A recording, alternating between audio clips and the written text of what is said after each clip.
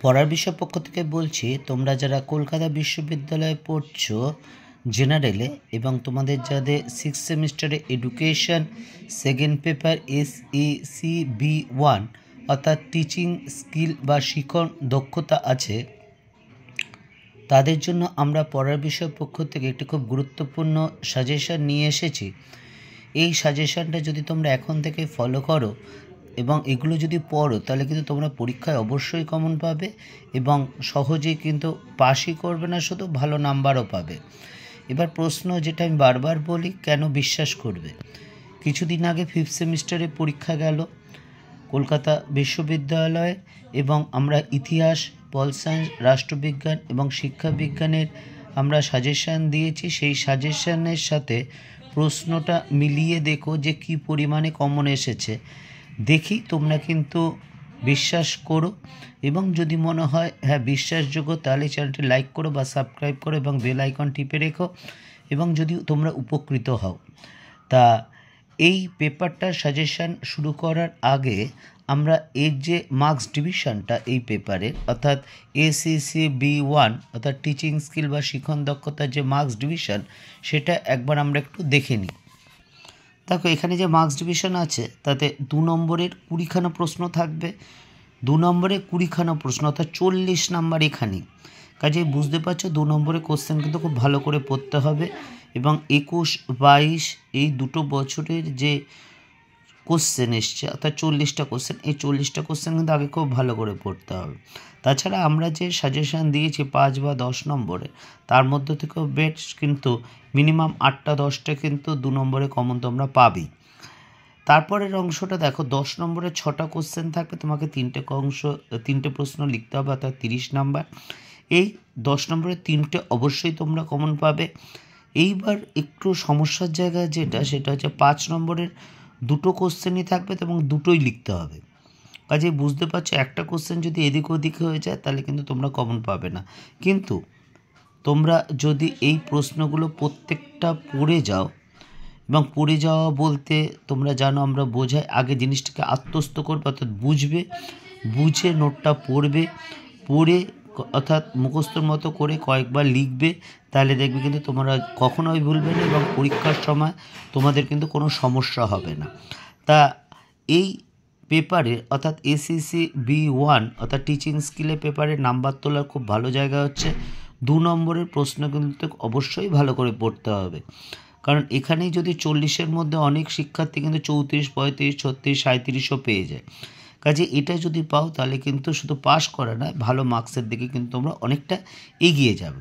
তা চলো কথা না বলে আমরা শুরু করি আমাদের সাজেশানটা। দেখো, আমরা 10 নম্বরের যে কোশ্চেনগুলো রেখেছি সেই কোশ্চেনগুলো, তবে একটা কথা, এর মধ্যে এই 10-এর থেকে কিন্তু 5এও আসতে পারে বা 5-এর অংশ যোগ করে কিন্তু 10এও আসতে পারে। তা যাই হোক, প্রথম প্রশ্নটা দেখো, শিখন নকশা স্তরগুলি আলোচনা করো। 2 নম্বর, শিখনের পর্যায়গুলিকে তুমি কিভাবে বর্ণনা করবে? এই দুটো কোশ্চেন খুব ইম্পর্টেন্ট। 3 নম্বর কোশ্চেন, শিখন দক্ষতা প্রকৃতি সম্পর্কে লেখো। তোমার মতে সবচেয়ে গুরুত্বপূর্ণ 2টি শিখন দক্ষতা সম্পর্কে আলোচনা করো। 3 নম্বর, উপযুক্ত চিত্রসহ অনুশিখন চক্রের প্রক্রিয়াটি ব্যাখ্যা করে। এবং এই প্রশ্নটা যদি তোমরা আসে তাহলে কিন্তু অবশ্যই লেখার চেষ্টা করবে এবং এটা একটু বুঝিয়ে লিখতে পারলে 10-এর মধ্যে 8-9 কিন্তু পাওয়া যায়। 5 নম্বর প্রশ্ন দেখো, শিখন ও প্রশিক্ষণের মধ্যে সম্পর্ক লেখো। 6 নম্বর, শিখনের ধারণা দাও। শিখনের উপর প্রভাব বিস্তারকারী বৈশিষ্ট্যমূলক উপাদানগুলি আলোচনা করো। 7 নম্বর, শিখন বলতে কী বোঝো? শিখনের মৌলিক নীতিগুলি আলোচনা করো। 8 নম্বর, শিখনের পদ্ধতিসমূহ আলোচনা করো। 9, অনুপাঠের অর্থোত্ত লেখো। অনুপাঠ পরিকল্পনার পদ্ধতিসমূহ সংক্ষেপে আলোচনা করো। 10, অনুকৃত শিখনের উপাদানসমূহ আলোচনা করো। 11, শিখন দক্ষতার প্রকার উল্লেখ করো। 12, শিখনের মুখ্য কার্যাবলীর বর্ণনা দাও। কার্যকরী শিখনে শিক্ষকের ভূমিকা আলোচনা করো। লাস্ট কোশ্চেন, শিক্ষা পরিকল্পনা কাকে বলে? এর উদ্দেশ্য এবং উপাদানগুলি আলোচনা করো।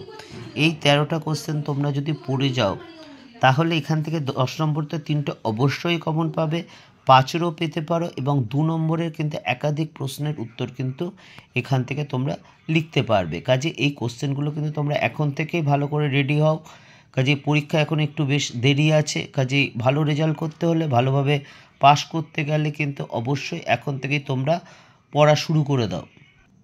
এছাড়া আমরা পড়ার বিষয় পক্ষ থেকে পরীক্ষার 1 মাস আগে একটা ফাইনাল সাজেশান দেব, যে সাজেশান এর মধ্য থেকেই থাকবে সবগুলো। 1-2 বাইরে না থাকার সম্ভাবনাই বেশি, তবে এর থেকে সংখ্যায় কম হবে। কাজেই তোমরা যদি মনে করো তোমাদের দরকার বা প্রয়োজন বা তোমাদের সাহায্য হবে, তাহলে চ্যানেলটি অবশ্যই লাইক করো বা সাবস্ক্রাইব করো এবং বেল আইকন টিপে রেখো। এবং তোমাদের কোনো কিছু বক্তব্য থাকলে অবশ্যই আমাদের জানিও, কারণ তোমাদের বক্তব্যই আমাদের এগিয়ে যেতে সাহায্য করে। এবং আমরা যা দেব সব কিন্তু আমরা এই চ্যানেলের মাধ্যমে, কোনো কিছুর বিনিময়ের মাধ্যমে না, কোনো কিছু পোস্টের মাধ্যমে না। চলো এবার 5 নম্বরের কোশ্চেনগুলো শুরু করি। প্রথম প্রশ্ন দেখো, অনুকৃত শিখনের 5টি বৈশিষ্ট্য লেখো। 2 নম্বর, একটি উত্তম শিখন নকশা প্রস্তুত করতে কী কী গুণাবলীর প্রয়োজন। 3 নম্বর, অনুপাঠের প্রয়োজনীয়তা আলোচনা করো। 4 নম্বর, অনুশিখন ও প্রথাগত শিখনের মধ্যে পার্থক্য আলোচনা করো। 5 নম্বর, শিখনের প্রকৃতি বা বৈশিষ্ট্য লেখো। 6 নম্বর, শিখনের কার্যাবলী আলোচনা করো। এবং লাস্ট কোশ্চেন, অনুশিখনের সুবিধা বা অসুবিধাগুলি আলোচনা করো। এই 7টা কোশ্চেন তোমরা অবশ্যই ভালো করে পড়বে এবং এর মধ্যে থেকে আশা করি 5 নম্বর তোমরা পাবে। তবে 2 নম্বরের কোশ্চেন কিন্তু এর মধ্যে থেকে বেশ কিছু থাকবে, কাজেই 5 না হোক 2, 2 না হোক 5, এর মধ্যে থেকে কিন্তু তোমরা অবশ্যই পাবে।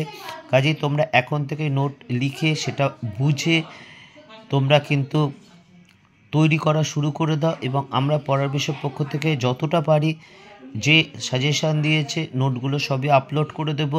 যদি তোমাদের দরকার হয় তাহলে আমাদের সাথে থেকো, এবং তাহলে আমরা দেওয়ার সাথে সাথে তোমরা কিন্তু নোটগুলো পেয়ে যাবে। আমরা এডুকেশন ছাড়া হিস্ট্রি, পল সায়েন্স, ফিলোসফিও দিয়ে থাকি। এছাড়া তোমরা 6 সেমিস্টার অর্থাৎ গ্র্যাজুয়েশন হতে চললো। তোমরা গ্র্যাজুয়েশন পড়ার পর কে কী করতে চাও বা কী হতে চাও, অর্থাৎ কেরিয়ার কাউন্সেলিং বলতে যা বোঝায়, আমাদের এখানে গ্রুপে সবচেয়ে যিনি অভিজ্ঞ কেরিয়ার কাউন্সিলর, তার 37-38 বছর অভিজ্ঞতা। কাজে তোমরা যদি তোমাদের সমস্যা বা কী হতে চাও বলো, তাহলে তার মাধ্যমে কিন্তু তোমরা সমস্যার সমাধান করার চেষ্টা করব। 100% না হলেও 99.99% অবশ্যই সমাধান করতে পারবো। পড়ার বিষয় পক্ষ থেকে এতটুকুই, অগ্রিম শুভেচ্ছা রইল। আরেকটা কথা, শর্টকাটে 2-4টে পড়ে কিন্তু কখনোই পরীক্ষায় পাশ করা বা ভালো রেজাল্ট করা যায় না। তার জন্য অবশ্যই পড়তে হবে, কারণ পরিশ্রমের কোনো বিকল্প নেই। পড়াশোনা করতে হবে, একটু পরিশ্রম করতেই হবে। এই কোশ্চেনগুলো যদি তোমরা পড়ো তাহলে কিন্তু অবশ্যই কমন পাবে এবং ভালোভাবে পাস করবে। অগ্রিম শুভেচ্ছা রইল তোমাদের সকলের জন্য পড়ার বিষয় পক্ষ থেকে।